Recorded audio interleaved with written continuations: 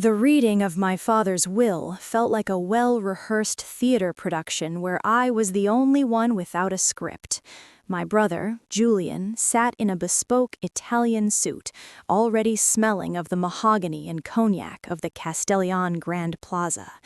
I, on the other hand, stood in the back of the air-conditioned office, my boots still caked with the red clay of the outskirts, watching my inheritance dissolve into a joke.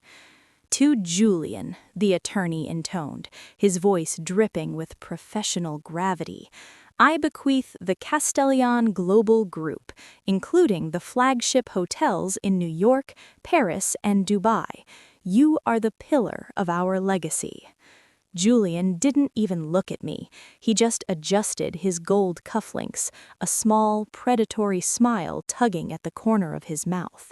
He was 32, polished, and perfectly mediocre, exactly what our father, Victor, had always admired. And to Eliza, the lawyer continued, his tone shifting to something approaching pity, I leave the deed and operational control of the Starlight Motor Lodge in Blackwood, New York. Your father's final note suggests this is your level. The Starlight. I remembered it from a grainy photograph in the back of a family album. It was a relic from the 1960s, a crumbling horseshoe of concrete and peeling turquoise paint, located 2 hours away from any civilization that mattered. It was where my father had started, a place he kept only as a tax write-off, or perhaps a cruel reminder of where we came from. Leaving it to me wasn't a gift, it was a public execution of my ambitions. Don't look so grim, Liz, whispered Julian as we walked out into the humid New York afternoon. Think of the fresh air. No board meetings, no stock market fluctuations, no high-pressure galas. Just you, some bedbugs, and the occasional trucker. It's honest work. It's an insult, Julian, I said, my voice as cold as the marble lobby we were standing in. And we both know it. He wanted to make sure I never sat at your table. There is no table for girls who think they can run a multinational conglomerate, replied Julian, his eyes narrowing. Go to Blackwood. Paint the walls. Maybe you can turn it into a nice parking lot for my delivery trucks one day. I might even buy it from you for a few $1,000s, out of charity. I didn't take a taxi. I took the bus. 2 hours later, the skyline of Manhattan was a distant, jagged memory, replaced by the suffocating green of the Hudson Valley. When the bus driver dropped me off at a lonely intersection on Route 9, he looked at me like I was a suicide jumper. You sure about this, lady? Nothing but crows and gravel up that way. I'm sure, I said, grabbing my suitcase. The Starlight Motor Lodge didn't just look neglected, it looked haunted by the very concept of hospitality. The neon sign, once a proud star, now hung at a broken angle, flickering with a rhythmic dying buzz. S.T. Light Motel. The pool was a cracked basin filled with last year's leaves and dark, stagnant water. The office smelled of wet cardboard and 1,000 cheap cigarettes. I walked into room 404, the one the old caretaker had left unlocked. The wallpaper was peeling in long floral strips. The curtains were heavy with dust. It was the physical embodiment of your level. I sat on the edge of the sagging bed, the springs groaning in protest, and for the first time in my life, I cried. Not because I was poor, I still had my personal savings, but because the man who raised me thought so little of my soul that he wanted to bury me in a grave of asbestos and linoleum. But then the sun hit the vanity mirror. It was a genuine 1958 atomic-style piece, a starburst of chrome and glass. Under the grime, the craftsmanship was undeniable. I realized that the bones of this place weren't cheap, they were just forgotten. I stood up and wiped my face. I walked to the office and picked up the heavy rotary dial phone. It was dead, of course. I reached into my bag and pulled out my laptop. I had no Wi-Fi, but I had a vision. Julian wanted me to be a failure. Fine, I would be the most spectacular failure in the history of the Castellion family. I spent the next 3 days scrubbing, not just cleaning, exercising. I tore up the shag carpet to reveal pristine poured concrete floors. I polished the chrome fixtures until they gleamed like new silver. I spent my entire first month's budget on a high-speed satellite dish and the most expensive espresso machine money could buy. The plan began to form in the silence of the woods. The world was tired of the Castellion Grand Plaza. They were tired of the sterile, beige luxury of 5-star hotels that looked exactly the same in London as they did in Tokyo. People were starving for vibe. They wanted a story. They wanted to feel like they were in a movie that hadn't been made yet. I didn't try to make it look new. I made it look perfectly old. I hunted through local antique shops for Eames chairs and velvet sofas. I painted the doors a vibrant, shocking orange that stood out against the deep forest green. I renamed room 404 The Void, a minimalist black and white sanctuary for writers and thinkers who wanted to disappear. The Starlight was no longer a motel, it was an aesthetic outpost. "You're insane," said the local handyman, a man named Silas who looked like he had been built out of cedar wood, as he helped me fix the neon sign. "Who's going to drive 2 hours into the middle of nowhere to stay in a room with a record player and no TV? "People who want to remember who they are, Silas," I said, holding the ladder, "and people who are tired of being handled by men in white gloves." I took the first photos myself. I didn't use a professional camera. I used an old Leica with film that gave the images a grainy, nostalgic warmth. I posted them on an invite-only travel forum for the global creative elite, photographers, directors, and tech founders who were obsessed with liminal spaces.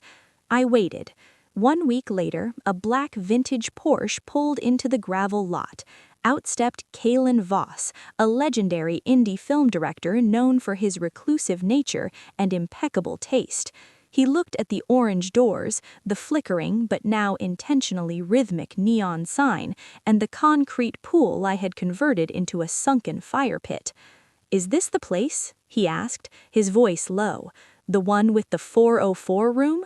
"It is," I said, stepping out of the office in a vintage silk wraparound.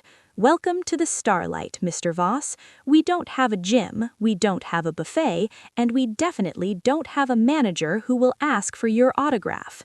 He smiled, a rare sight in the tabloids. "Good. I'm looking for a place to finish a script. I heard you have the best espresso in the state."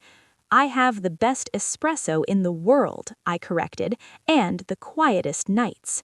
By the end of the month, Kalen Voss had tweeted a single photo of the fire pit with the caption, "Found the soul of the road. Don't look for me." The internet exploded. My booking system, a simple, elegant interface I had designed myself, crashed 3 times in 24 hours. Suddenly, the level my father had assigned me was the most coveted destination in the Northeast. I was charging $500 for a room that Julian had valued at $0. But as the success grew, so did the shadow. My phone rang at 2 a.m. It was Julian. "Liz, what the hell is going on up there?" His voice was tight, the sound of glass clinking in the background. "The Vogue travel editor just asked for your contact info. Why is a director like Voss staying at a dump in Blackwood?" "It's not a dump, Julian," I said, looking out at the neon star, now glowing a steady, vibrant blue. "It's my level, remember? I'm just doing some honest work." "Listen, I've been looking at the numbers," Julian said, his tone shifting to that false brotherly warmth that always preceded a betrayal. "The Grand Plaza is having some cash flow issues, high overhead, you know. I'm thinking of bringing the Starlight under the corporate umbrella. I'll give you a small percentage and handle the heavy lifting for you." "The answer is no, Julian," I said, my grip tightening on the phone. "The Starlight doesn't belong to the Castellion group, it belongs to me, and we don't do heavy lifting here, we do magic." "Don't be a fool, Eliza," he hissed. "You're a trend. Trends die. I'm an empire. Empires survive. You'll be begging me to buy you out by winter." I hung up. I knew Julian. He wouldn't stop at a phone call. He would try to starve me out or find a way to litigate the deed. He couldn't stand the thought of me succeeding where he was struggling. But he forgot one thing. I'd spent my life watching him and my father play the game. I knew their moves before they even made them. I walked to room 404. I had left it empty of guests this night. I needed to think. I looked at the old rusted key on the nightstand. It was a symbol of a cage, but I had turned it into a weapon. My dear ones, thank you for listening to this story. It makes me incredibly happy to feel that you are here with me. I try my best for you and post new videos every day, putting a piece of myself into them. If my stories resonate with you, your subscription and viewing of other videos will be the warmest support for me and inspiration to continue telling stories. The roar of a vintage motorcycle engine cut through the morning mist of Blackwood, signaling the arrival of trouble. It wasn't a guest. It was a man in a neon yellow vest holding a clipboard like a weapon. My brother Julian had wasted no time. If he couldn't buy the soul of this place, he would let the bureaucracy choke it to death. "Ms. Castellan, I'm Inspector Miller from the District Building Safety Office," the man said, not looking up from his papers. "We've received a formal complaint regarding structural instability and environmental hazards at this establishment. I have orders to conduct a full site audit. If you fail, we post the unsafe for occupancy signs by sunset." I looked at the black sedan parked at the edge of the property. Julian was inside, his silhouette barely visible behind the tinted glass. He wasn't even hiding his hand anymore. He wanted me out, and he wanted the land cleared for his logistics hub, a polite word for a noisy, polluting warehouse that would kill my quiet sanctuary forever. "Structural instability?" I asked, leaning against the turquoise door of the office. "This building is reinforced concrete and steel from an era when things were built to last a century. Your complaint smells like high-priced cologne and desperation." "The law doesn't care about smells, Ms. Castellan. It cares about the 1964 plumbing code and the chemical state of that pit."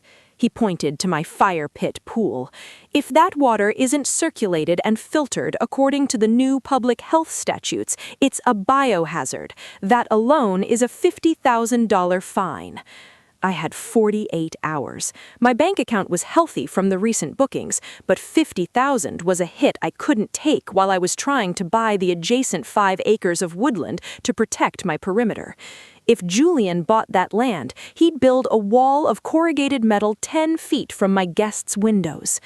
"Silas," I called out to my handyman, who was currently painting the S on the neon sign, "we need to turn the fire pit into a closed-loop artistic installation, and we need it done before the inspector returns on Thursday." "Eliza, that requires a plumbing permit that takes months to approve," Silas said, wiping grease from his forehead. Unless we categorize it as a fountain sculpture under the Local Arts and Heritage Act," I finished his thought. "The chairman of the Blackwood Arts Council is a man named Arthur Penhaligon. He used to be my father's chief architect before they had a falling out over the design of the Grand Plaza. He lives in a cabin 3 miles from here." I drove to Penhaligon's cabin.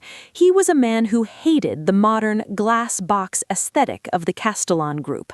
When I told him what I was doing with the Starlight, preserving the mid-century bones while injecting a new, silent soul, his eyes lit up for the first time in a decade.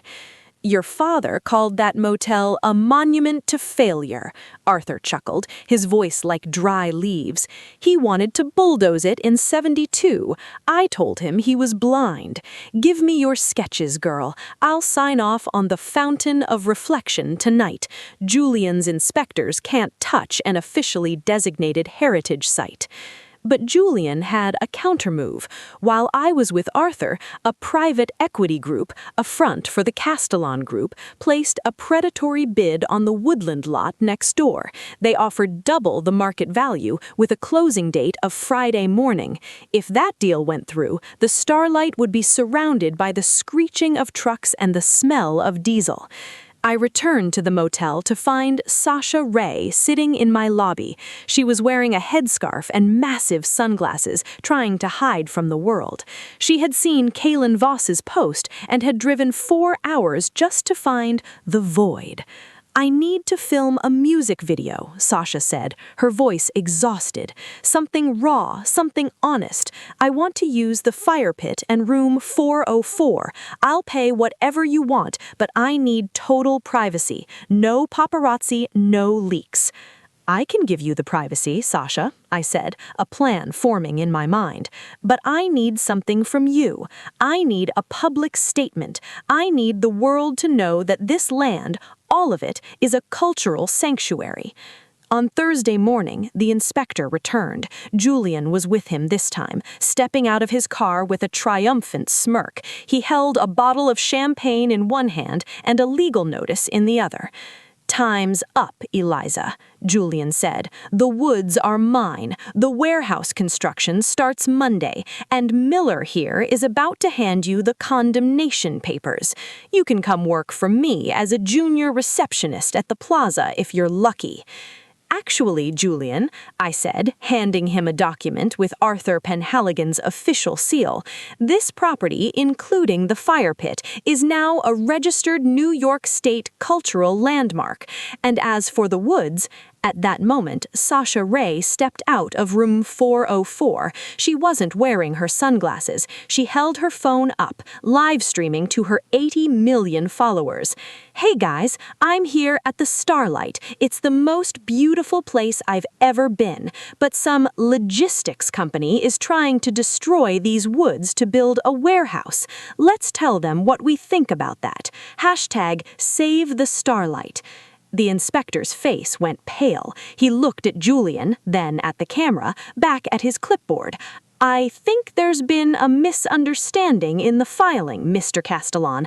The structural integrity seems exemplary. I'll be taking my leave."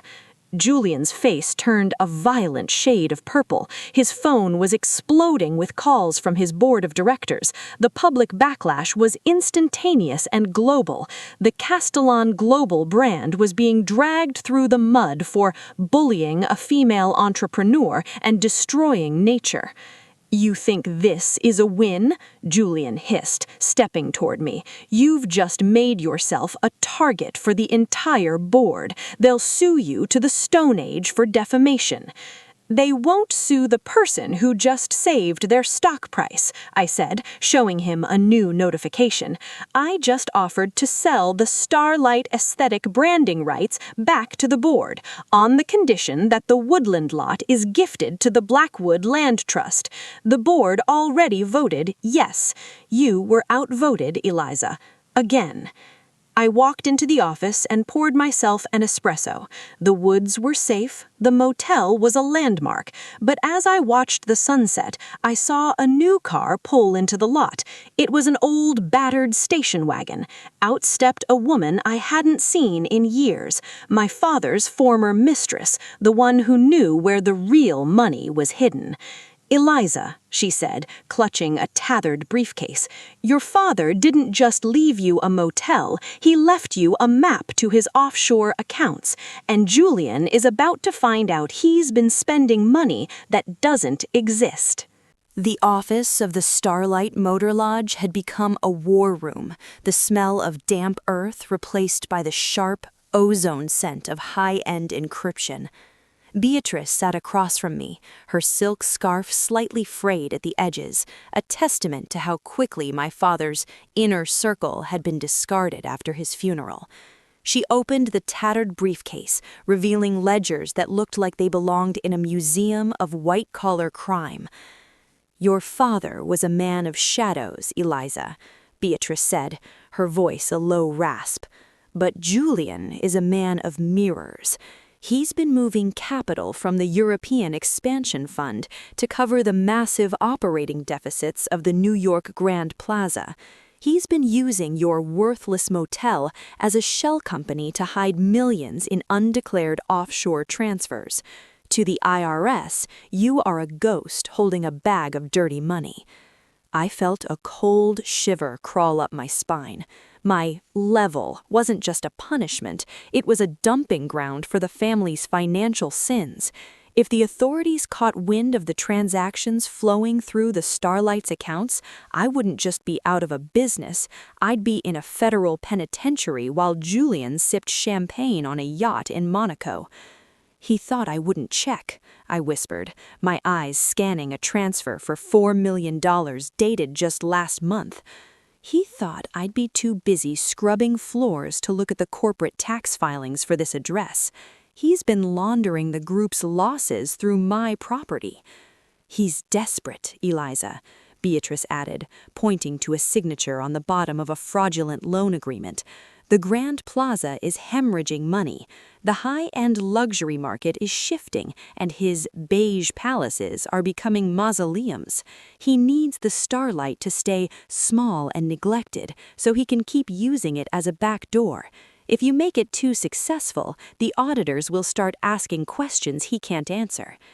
I realized then that the building inspection wasn't just about closing me down, it was about seizing the physical files I didn't even know I had.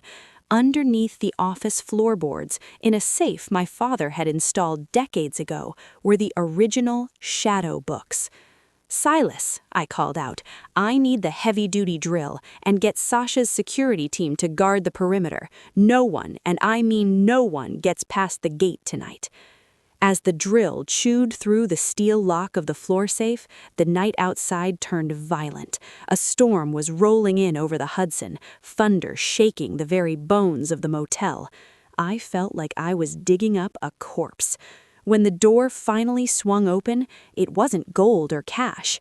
Inside was a single encrypted hard drive and a series of letters signed by my father, addressed to me. "To Eliza," the first one read. "If you are reading this, you have proven you are the only one with the stomach to see the truth. Julian has the crown, but you have the kingdom's debt. Save yourself or burn it all down." I spent the night descending into the digital abyss. The drive contained everything. The real occupancy rates of the Castellian hotels, barely 30%, the bribes paid to zoning boards in Dubai, and the systematic siphoning of my mother's inheritance to fund Julian's failed tech ventures. My brother hadn't just been a bad businessman, he was a parasite. By 4 a.m., I had a plan. I wasn't going to the police, not yet. I was going to the one place where Julian felt untouchable, the quarterly board meeting at the New York Grand Plaza. "You're going to walk into that lion's den?" Silas asked, leaning against the doorframe, a shotgun resting casually in the crook of his arm. "They'll have security. They'll have lawyers who can talk circles around a motel girl." "They have lawyers, Silas," I said, putting on a sharp charcoal gray suit I hadn't worn since I left Manhattan.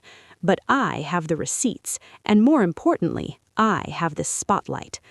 I drove the 2 hours back to the city in a borrowed truck, the contrast between the lush, green silence of Blackwood and the steel and glass cacophony of New York feeling like a physical blow.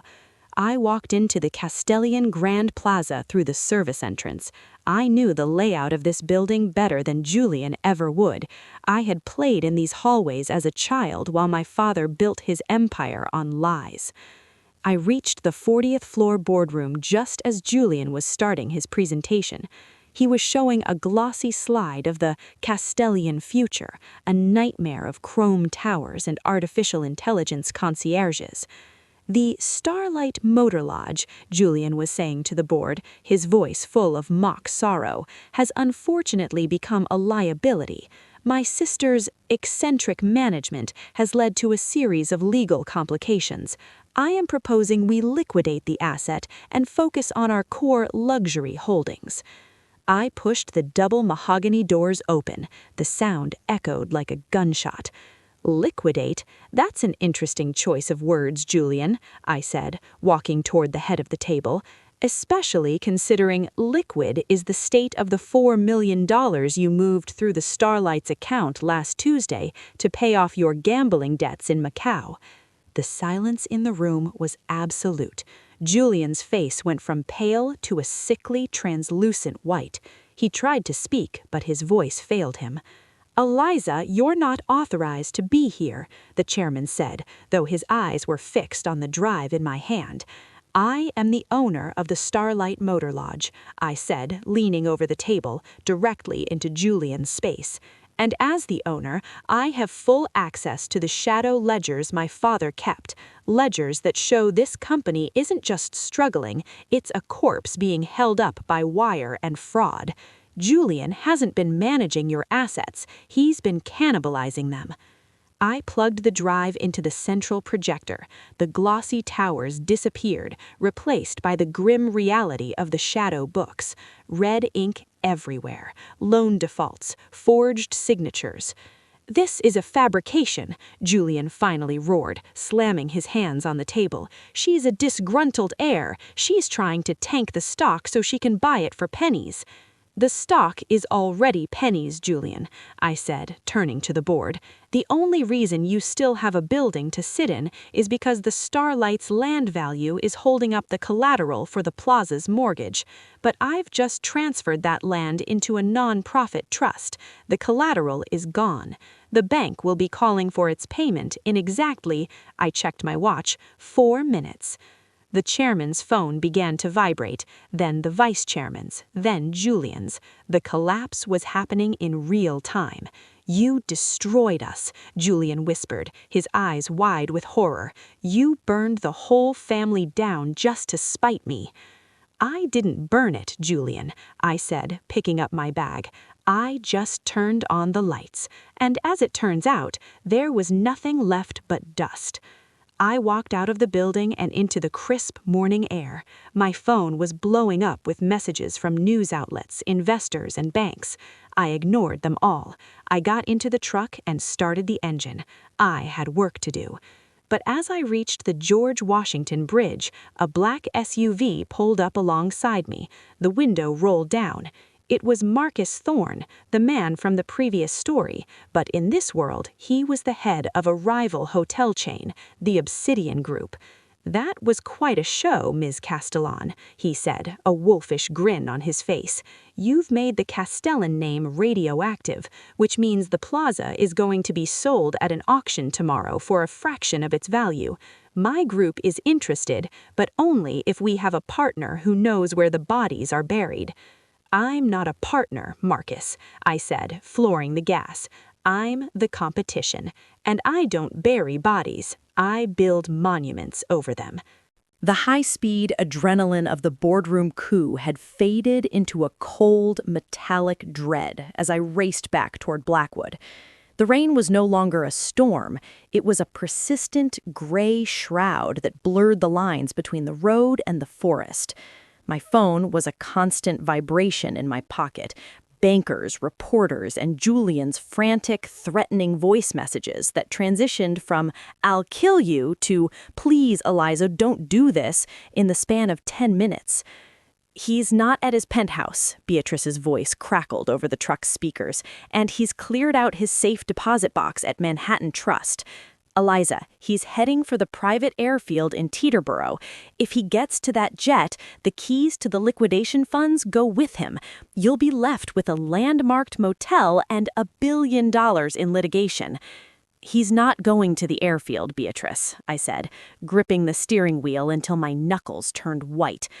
"Julian thinks like our father. When the world is ending, Victor always went to the place where he felt most powerful, the hunting lodge in the Catskills. It's only 40 minutes from the Starlight. The hunting lodge was a brutalist slab of gray stone and glass, hidden deep in a valley that the sun rarely touched. It was a monument to toxic masculinity, filled with stuffed heads of animals my father hadn't even hunted himself. As I pulled up the gravel drive, I saw his silver Ferrari, parked haphazardly, the door still open. I stepped out into the mud, the silence of the woods feeling heavy and expectant. I didn't call his name. I didn't need to. I walked through the heavy oak doors and found him in the library, throwing folders into a massive stone fireplace. The smell of burning paper and expensive scotch was suffocating. "You always were the smart one, Liz," Julian said without turning around. He took a long swig from a crystal decanter. "The level was supposed to keep you quiet. It was supposed to be your cage. How did you turn a pile of asbestos into a goddamn revolution?" "I didn't turn it into anything, Julian," I said, stepping into the room. "I just looked at it for what it was, a foundation, something you never had. You were built on top of a mountain of debt and ego, and you forgot that gravity eventually wins." "I'm leaving, Eliza," he said, turning to face me. His eyes were bloodshot, his movements jerky and desperate. "I've transferred enough into a private crypto wallet to start over. Let the board rot. Let the banks take the buildings. I'm going to Cabo, and you're going to stay here and deal with the fallout because you're the good daughter." "The transfer hasn't cleared, Julian." I held up my phone. "I used the administrative override code I found on the hard drive. All Castellan Global outbound transactions over $50,000 are currently flagged for manual review by the New York District Attorney's Office. You didn't move money, you moved a red flag directly into a federal database." Julian froze. The decanter slipped from his hand, shattering on the stone floor.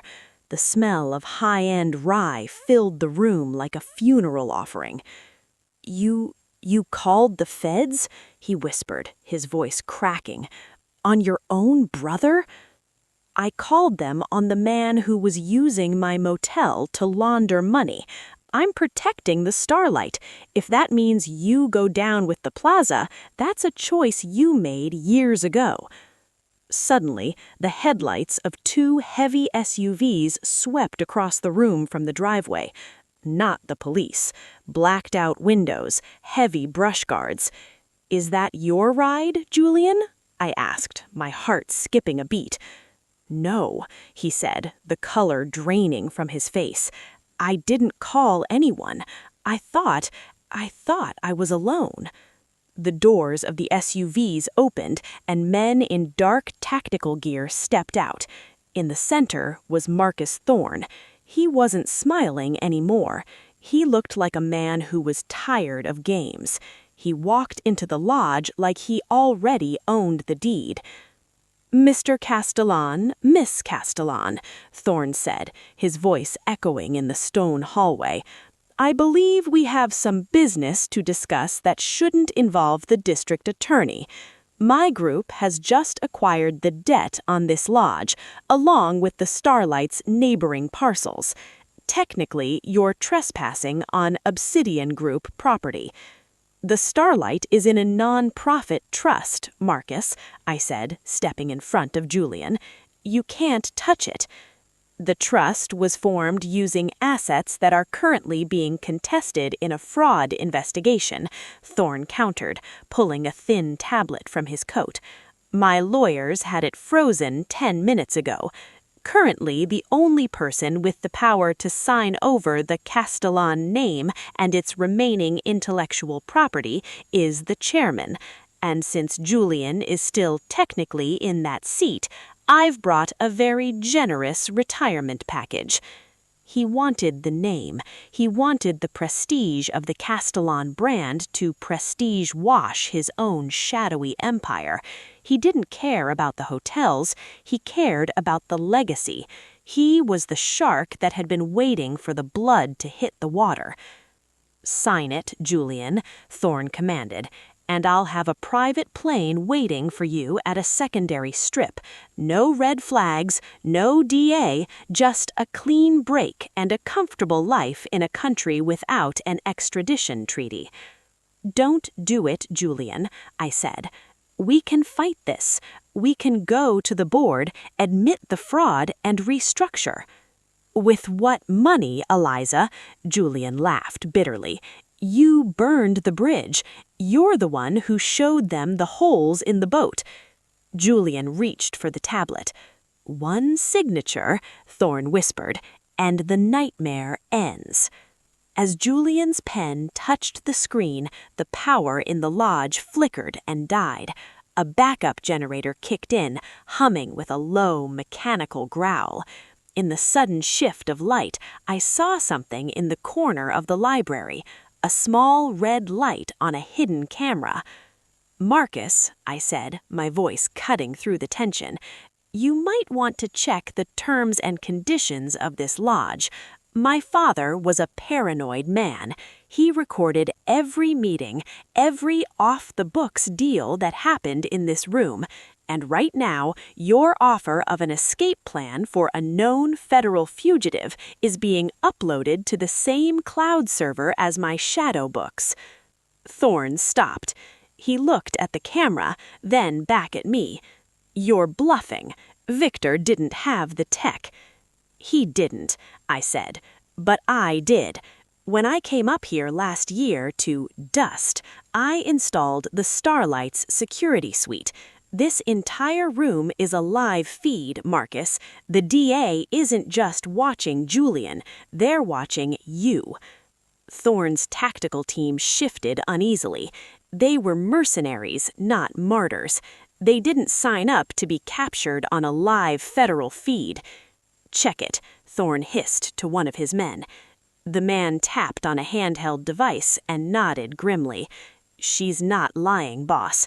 It's a dedicated uplink, encrypted. We can't kill the signal without taking out the local tower." Thorne looked at me with a newfound respect, a cold, poisonous kind of respect. He pulled back his hand and signaled his men to retreat.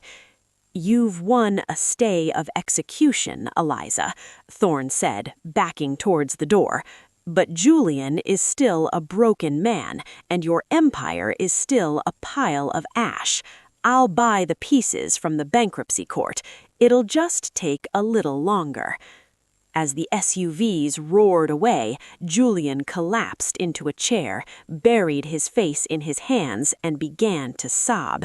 He was finally, truly empty. "Get up, Julian." I grabbed his shoulder. "We're going back to the Starlight. You're going to help me write the confession, and then you're going to do the only thing you're actually qualified for." "What's that?" "You're going to clean the pool." My dear ones, thank you for listening to this story. It makes me incredibly happy to feel that you are here with me. I try my best for you and post new videos every day, putting a piece of myself into them. If my stories resonate with you, your subscription and viewing of other videos will be the warmest support for me and inspiration to continue telling stories. The morning air in Blackwood was crisp, smelling of wet pine and the cheap ammonia Julian was using to scrub the grease off the garage floor. I watched him through the office window, his $1,000 shirt sleeves rolled up, his face a mask of silent, simmering resentment. He wasn't just cleaning, he was learning the weight of the world he had tried to ignore from the top floor of a skyscraper. "You missed a spot in the corner, Julian," I called out, leaning against the doorframe with a fresh espresso. "And don't forget the windows. Our guests expect a clear view of the forest, not your fingerprints." "You're enjoying this way too much, Eliza," he spat, throwing the rag into a bucket of gray water. "The Obsidian Group just filed an injunction in the state Supreme Court. They're claiming the Starlight name is a trademark infringement on a defunct project our father started in the 90s. They're going to freeze our bookings by noon." "Let them file," I said, checking my tablet. "The court of public opinion moves faster than the Supreme Court, and right now we're trending for something else entirely." The something else was a leak I had orchestrated at dawn. I hadn't leaked the shadow books, those were for the DA. Instead, I had leaked the Obsidian Blueprint, Marcus Thorne's plan to demolish the historic Blackwood Woods and replace them with a massive automated distribution center. To the world, I wasn't just a sister fighting her brother. I was the guardian of the last honest piece of land in the valley. But we were still bleeding cash. The legal fees were mounting, and the Starlight was reaching its capacity. I needed a miracle, or a very rich friend. A roar of a customized engine echoed through the lot. A matte black armored SUV pulled up, and out stepped a woman who looked like she had walked straight out of a cyberpunk noir film. Xandra Vane, the Vulture of Wall Street, a legendary hostile takeover specialist who had disappeared from the public eye 3 years ago after a scandal that nearly toppled the Federal Reserve. "I heard there was a fire in the woods," Xandra said, her voice like sandpaper on silk, "and I usually find the best opportunities in the ashes. Are you Eliza Castellan, or just the girl who's keeping the seat warm for Marcus Thorne?" "I'm the woman who's about to make Marcus Thorne wish he stayed in the shadows," I replied, inviting her into the office. "Coffee?" "I don't drink coffee, Eliza. I drink blood and market volatility," she said, sitting in an Eames chair and glancing at Julian through the glass. "Is that the chairman of the board? He looks better with a bucket than a balance sheet." Xandra didn't care about the vibe or the heritage. She cared about the kill. She had spent her career dismantling companies like the Castellan Global Group, and she knew exactly where the structural weaknesses were. "The Thorne is using a leveraged buyout strategy," Xandra explained, spreading a series of digital charts across my desk. "He's buying up the debt of your father's subsidiary companies at a discount. Once he owns 51% of the total corporate debt, he can force a restructuring that hands him the keys to everything, including this motel. You're playing checkers. He's playing a scorched earth campaign." "How do we stop him?" I asked. "You don't stop a landslide, you redirect it," Xandra said, a predatory glint in her eyes. "We don't need to fight his lawsuits. We need to buy the debt ourselves. But we need a massive injection of capital, about 200 million within 48 hours. "I don't have 200 million, Xandra. I have a motel and a few thousand in the safe." "You have something better," she whispered. "You have the Room 404 footage, not the security feed, the other one, the one that Victor kept for blackmail, the one that shows Marcus Thorne's predecessor and the current head of the zoning board discussing the disappearance of the 2012 environmental reports." I froze. I remembered the hard drive from the safe. I hadn't gone through the personal folder yet. I had been too focused on the numbers. We opened the files. It wasn't just corporate fraud, it was a decades-long conspiracy of environmental devastation and political bribery that had made the Castellan Empire possible. If this went public, the Castellan name would be dead, but so would Marcus Thorne's Obsidian Group, which had been the silent partner in every dirty deal since the beginning. "This is the zero bet, Eliza. If you release this, you destroy your father's legacy forever. You become the person who killed the Castellan myth. But you also wipe out Thorne's ability to operate in this state. He'll be tied up in grand jury hearings for the next decade." "And the motel?" I asked. It survives as the only clean asset because you were the one who blew the whistle. You become the hero of the story, and the Starlight becomes the headquarters of the new transparent hospitality industry. I looked out at Julian. He was leaning against the wall, looking exhausted. He had spent his whole life trying to be the man our father wanted him to be. If I did this, I was killing the only version of himself he knew. "Do it," I said. The upload took 10 minutes. 10 minutes to erase 80 years of family history. As the progress bar reached 100%, my phone began to ring. It was Marcus Thorne. "Eliza," he said, his voice unusually calm, "I assume you've seen the news alerts. You've just committed corporate suicide. Every bank in the world is going to pull their credit lines from Castellon by dawn. You've turned your inheritance into a mountain of radioactive waste." "I didn't turn it into waste, Marcus.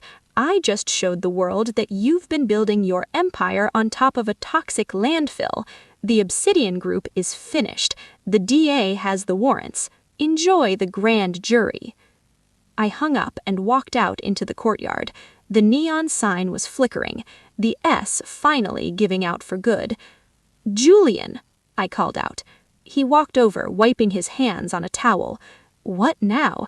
Did the roof cave in?" "The empire is gone, Julian. The Castellon name is officially worthless. We're in debt, we're under investigation, and the Grand Plaza will probably be a public park next year." Julian didn't scream. He didn't even look surprised. He just sighed and looked at the blue neon star. "Good. I hated that building anyway. The air conditioning was always too cold."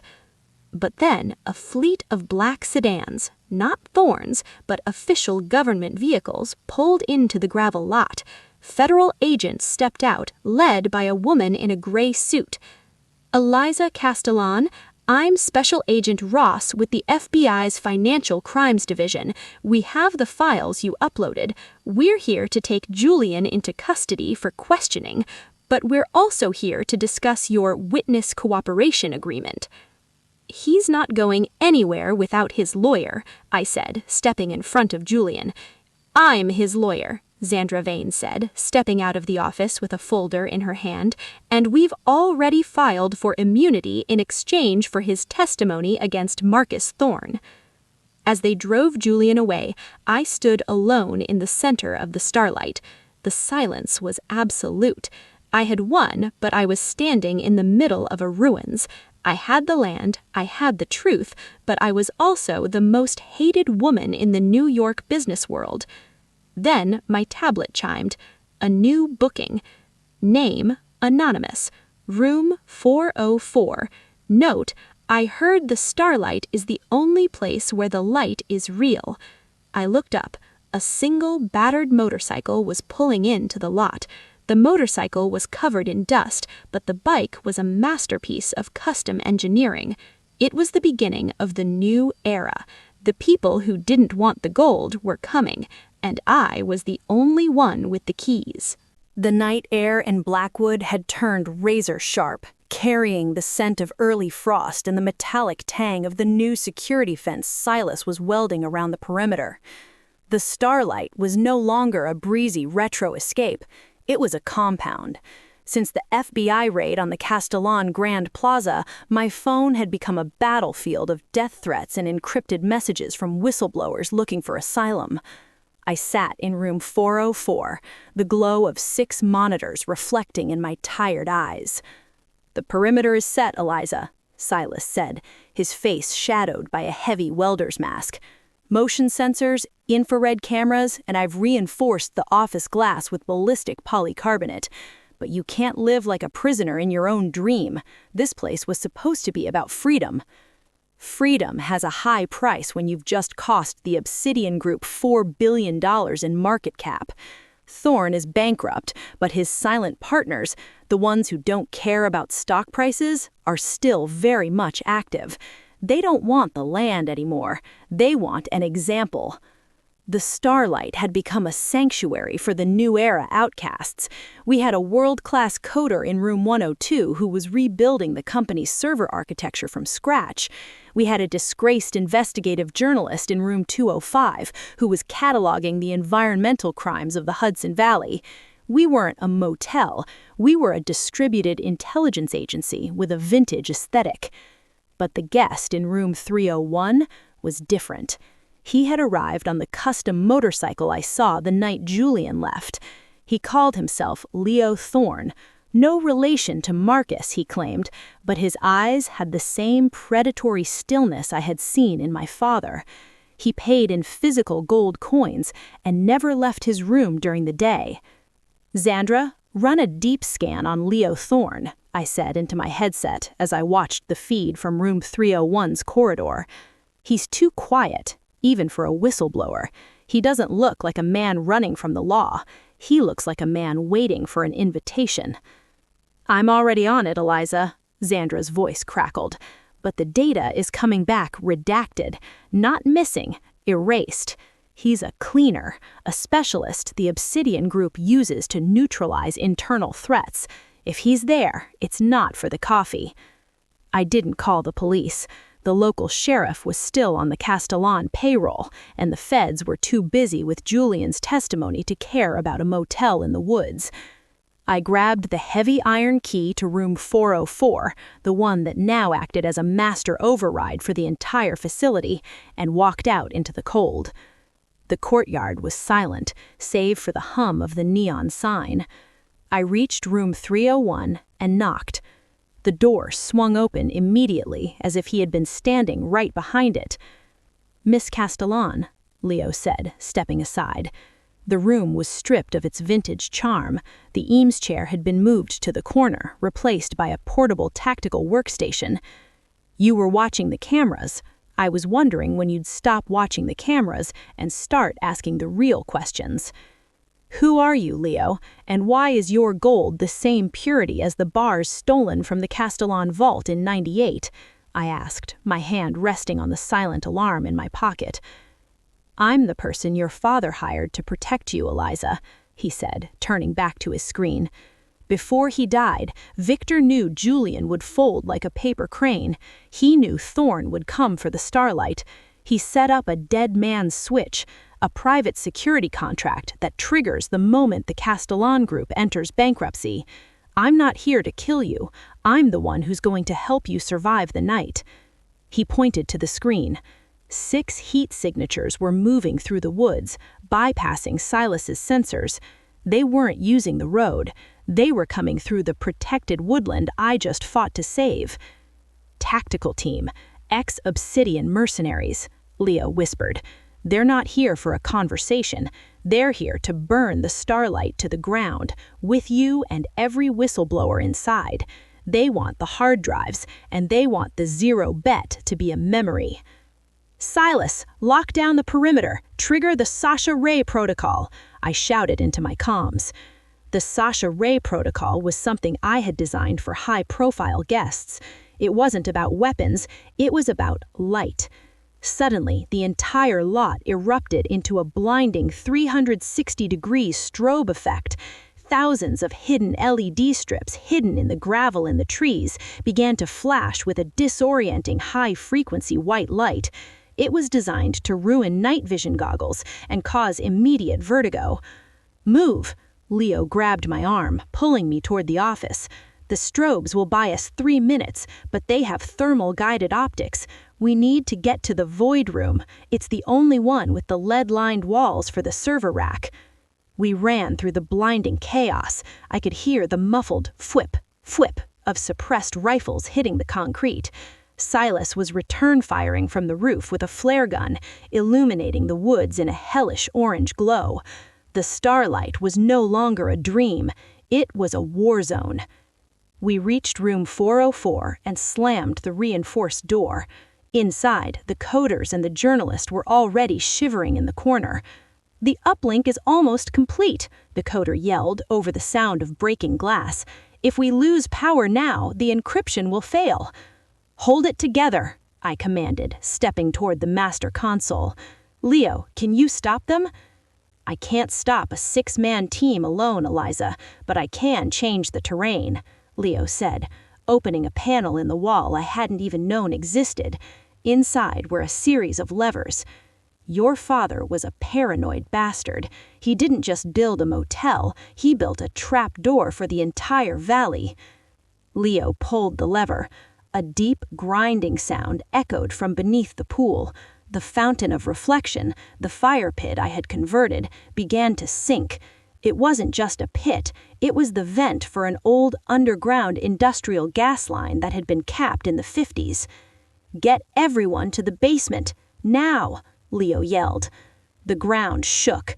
A massive plume of natural gas erupted into the strobe-lit night, and with a single spark from Silas's flare gun, the center of the starlight turned into a pillar of fire. The shockwave knocked the mercenaries backward, their tactical gear melting in the intense heat. The forest didn't catch. The clearing was wide enough, but the message was sent. As the fire died down, the sirens of the state police finally echoed in the distance. The mercenaries had vanished into the shadows, leaving behind their equipment and the scorched remains of their mission. We had survived, but the starlight was scarred. The turquoise paint was blackened, the neon sign was cracked, and the sense of peace was gone forever. Leo Thorne stood in the smoldering courtyard, his motorcycle already idling. They won't come back tonight, Eliza, he said, putting on his helmet. But Thorne has more than one team, and the next one won't come through the woods, they'll come through the bank. Why are you helping me, Leo? Truly. Because your father paid me to ensure the Castellan name didn't end with a coward like Julian. He wanted it to end with someone who knew how to hold a line. You held it, but the real fight is in the city. They're moving to seize your personal accounts tomorrow morning. I looked at the blackened walls of my motel. I had sacrificed everything to save this place, and now the system was simply going to delete me from the digital world. My brother was in a cell, my father was a ghost, and I was a woman with a heritage of fire and debt. Xandra, I said, my voice cold and hard as the concrete floor, call the vulture. Tell her we're not redirecting the landslide anymore. We're going to be the earthquake. What's the plan, Eliza? We're going to buy the Obsidian Group with the money they think they've already stolen from me. The Manhattan skyline loomed like a jagged wall of glass and indifference as I drove the borrowed, mud-caked truck back into the heart of the beast. My personal accounts were frozen, my credit cards were plastic shrapnel, and I had exactly $42 in physical cash. But in the passenger seat sat Xandra Vane, holding a decrypted tablet that contained the financial DNA of the Obsidian Group, a map of every bribe, every shell company, and every illegal offshore vault Marcus Thorne had ever used. They've already started the narrative, Eliza, Xandra said, her eyes fixed on the flickering news ticker of a giant screen in Times Square. Eliza Castellan, the terrorist heir. Obsidian Group files for emergency restructuring to protect shareholders from Castellan Radiance. They're calling me a terrorist because I turned on the lights, I said, my voice cold as the steel bridge beneath us. Thorne is trying to paint himself as the victim of a manic daughter. He wants a government bailout before the opening bell tomorrow. He won't get it if the market realizes Obsidian is built on a foundation of air and toxic debt, Xandra replied, tapping a command on her screen. I've triggered the short squeeze protocol. We've leaked the environmental reports from the Starlight to 3 major hedge funds that hate Thorne. They're going to dump Obsidian stock the second the market opens. The price will crater. We didn't go to the Castellan Plaza. We went to a basement office in the Diamond District, a place that smelled of old cigars and high-end servers. This was the Vulture's Nest, Xandra's private operating base. From here, we were going to execute a hostile takeover using a wolf pack strategy, gathering a group of small, angry investors to tear the giant apart. I need a face-to-face with the chairman of the zoning board, I said, looking at the tactical map. The man from the video, Commissioner Vance. He's the one who can nullify Thorne's development permits for the Blackwood Woods. If those permits are cancelled, Obsidian's primary asset becomes a worthless swamp. Vance is at a private gala at the Metropolitan Club tonight, Xandra said. Thorne will be there too, celebrating his victory over you. It's a suicide mission, Eliza. You have no invitation and you're the most wanted woman in the city. I don't need an invitation, I said, looking at a velvet dress I had kept in the back of the truck. I have a confession. The Metropolitan Club was a fortress of old money and gilded lies. I walked past the security line, not with a fake ID, but with the sheer, unadulterated arrogance of a Castellan. I didn't look like a girl from a motel. I looked like the owner of the city. Inside, the air was thick with the scent of lilies and betrayal. Marcus Thorne was standing in the center of the ballroom, a glass of champagne in his hand, surrounded by a circle of sycophants. He looked like he had already won. "Commissioner Vance," I said, stepping into the circle. My voice wasn't loud, but it cut through the orchestral music like a blade. Thorne froze. The glass in his hand trembled. "Eliza, you have a remarkable lack of survival instinct, security." "Wait," Commissioner Vance said, his face turning a shade of gray that matched his hair. He'd seen the video. He knew I held his career in my hand. "Let her speak." "Marcus thinks he's saving your interests, Commissioner," I said, walking toward the old man, "but he's actually using your signatures to collateralize a series of high-risk loans in the Cayman Islands. If Obsidian falls tomorrow, and it will, you won't just lose your seat, you'll lose your freedom. Unless you sign the revocation order for the Blackwood permits, right now." "You're bluffing," he hissed, his eyes darting toward the exits. "The permits are ironclad." "They were ironclad until the FBI found the original soil toxicity reports I sent them an hour ago." I lied, or perhaps I was just predicting the future. "The zero bet wasn't just about the files, Marcus. It was about the timing. Look at your watch." The room went silent as phones began to buzz in every pocket. The news had broken. Obsidian Group under federal investigation for racketeering. CEO Marcus Thorne linked to historic environmental cover-up. The wolf pack had struck. The stock was being pounded in the pre-market dark pools. The Obsidian empire was evaporating in real time. "Sign it, Vance," I whispered to the commissioner. "Be the man who discovered the fraud, not the man who helped commit it. Save yourself." Vance didn't hesitate. He took a pen from his pocket and signed the document I had brought. The Blackwood Woods were safe. The warehouse project was dead, and with it, the last of Thorne's credit lines vanished. Thorne lunged at me, his face twisted in a mask of animal fury. But before he could reach me, the heavy doors of the ballroom burst open. Not security, the FBI. Special Agent Ross, the woman who had taken Julian, walked straight towards Thorne. "Marcus Thorne, you are under arrest for securities fraud, conspiracy, and attempted murder," Ross said, her voice echoing off the gold-leafed ceiling.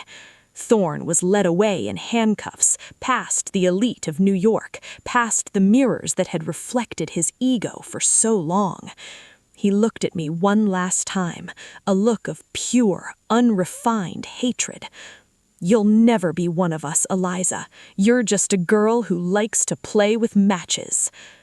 "I'm not one of you, Marcus. I'm the one who burns the house down so we can see the stars." But the victory was only half complete. I turned to Xandra, who was waiting in the shadows with her tablet. "The stock is $5, Eliza.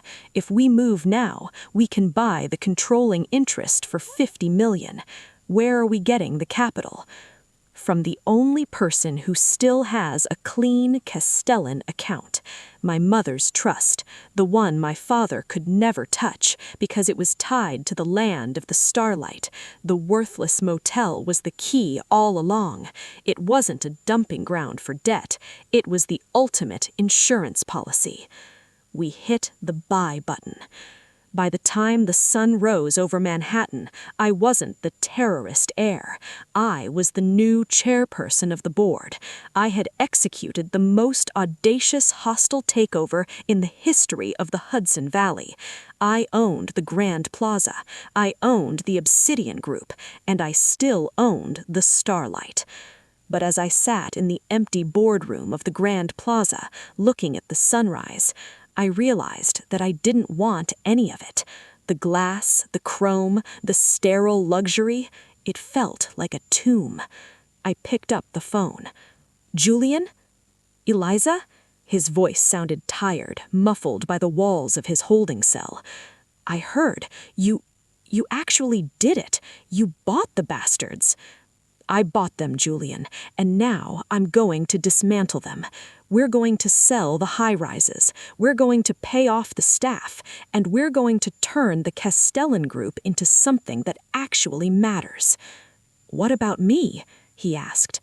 "You're going to plead guilty to the lesser charges. You're going to serve your time, and when you get out, there's a room waiting for you at the Starlight, 404. It's the only place where the light is real." My dear ones, thank you for listening to this story. It makes me incredibly happy to feel that you are here with me. I try my best for you and post new videos every day, putting a piece of myself into them. If my stories resonate with you, your subscription and viewing of other videos will be the warmest support for me and inspiration to continue telling stories. The return to Blackwood was not a victory parade. It was a pilgrimage. The smell of the forest was damp and heavy with the promise of winter, and the starlight sat in the twilight like a wounded soldier, its neon star still flickering with a stubborn electric heartbeat. I walked past the security fence Silas had built, past the scorched earth of the fire pit, and headed straight for the one place that held the final key, room 404. "You look different, Eliza," Silas said, leaning against a stack of new cedar planks. "You look like you've seen the end of the world and decided you didn't like the ending." "I saw the monster, Silas," I said, my voice barely a whisper, "and then I bought its cage. But the real secret isn't in Manhattan. It's under the floorboards where it all began." I entered the room. The minimalist black and white aesthetic I had created now felt like a shroud. I pulled back the heavy rug and looked at the concrete floor. There was a faint circular seam in the foundation, a hidden hatch that even the most meticulous building inspectors had missed. It required the master key, the heavy iron one I had carried since the first day. I turned the key. With a pneumatic hiss, a small section of the floor descended, revealing a lead-lined box. Inside was a single, handwritten diary and a collection of film negatives from 1965. As I read my father's words, the image of the cold tyrant shattered. Victor Castellan hadn't built the empire for power. He had built it to hide a crime he committed right here at the Starlight. A fatal accident involving his first partner, a man whose name had been erased from every corporate record. The Grand Plaza was his penance, a tower built of gold to keep the world from looking down at the dirt. "To Eliza," the final entry read, "I gave Julian the buildings because he is a ghost who loves ghosts. I gave you the starlight because you are the only one who can handle the truth without letting it burn you. This is the only clean land we have left. Don't build a tower here. Build a sanctuary." I sat in the silence of the night, the weight of the Castellan legacy finally lifting from my shoulders. I didn't need to be a CEO. I didn't need to be the vulture. I just needed to be the woman who kept the lights on. The next morning, I called a press conference on the gravel lot of the motel. There were no podiums, no teleprompters, just me, Silas, Beatrice, and the few guests who had become my family. "The Castellan Global Group is no more," I announced to the cameras. "As the new chairperson, my first act has been to liquidate the luxury holdings. The Grand Plaza will be converted into affordable housing and a public arts center. The profits will be used to establish the Blackwood Land Trust, ensuring these woods stay wild forever." "And what about you, Miss Castellan? What about the Starlight?" "The Starlight is staying exactly as it is, a place for the tired, the forgotten, and the ones who need to disappear for a while. We're not a hotel chain anymore. We're a destination for the soul." The aftermath was a slow, quiet transformation. Julian was sentenced to 3 years for his role in the fraud, but with a recommendation for a work release program. 6 months later, he was back at the Starlight, not as a manager, but as the man in charge of the organic garden we had planted in the ruins of the fire pit. He looked healthier, his skin tanned by the sun, his eyes finally clear of the Manhattan fog. Xandra Vane remained as our ghost concierge, a silent guardian who ensured that the predators of the old world stayed far away from our forest. He rarely spoke, but every time I saw his motorcycle parked by the office, I knew the Starlight was safe. 1 year after the Zero Bet, the Starlight Motor Lodge was named the most influential architectural site in the country, not because it was grand, but because it was honest. I stood on the balcony of room 404, watching the first snow of the season fall on the Hudson Valley. I held a cup of the world's best espresso, the steam rising into the cold air. The neon star was glowing a steady, brilliant white. My phone rang. It was a new booking request. Name, Victoria II. Room, any. Note, I'm looking for my level. I smiled and hit confirm. The story of the Castellans was over.